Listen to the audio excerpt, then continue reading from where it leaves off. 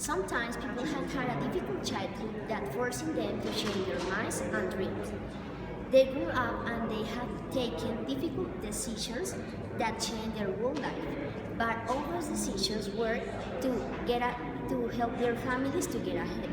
Because it is the family, the engine of life, isn't it? Well, today I would like to talk about my dad and the reasons why I admire him. My dad was born on May 29 in 1958 in Bogota, Colombia, and he used to live in a big family with his dad, his mom, his 7 sisters, and his 2 brothers. He worked so happy, but from the beginning, the family was stunned by a tragedy because when they were just children, their dad died on a terrible accident at his work. So my dad had started to work at the age of 12 in a lot of different jobs as anything he could.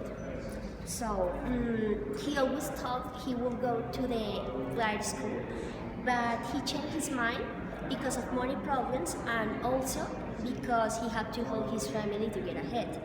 Furthermore, he was going to study architecture, but he settled on industrial engineering. When he was a teenager, he graduated as an industrial bachelor on the INEM school, and he began working on the Avianca airline, where he decided to study English at the Colombo. And because of his readiness to work and his skills with a second language, he started ascending rapidly on his job. So, and he finally had the opportunity to graduate as an industrial engineer at the Inca University in Colombia. Then he got a better job on the Oxy Oil Company, and he had worked for 12 years, but due to problems, he had to retire. From that moment, he began to work in a lot of many multinational companies with many different qualifications as mathematical ability, common sense, manual dexterity, inter alia. But he had a very different purpose in his life because he has always has a spirit of kindness, love, and service to the other.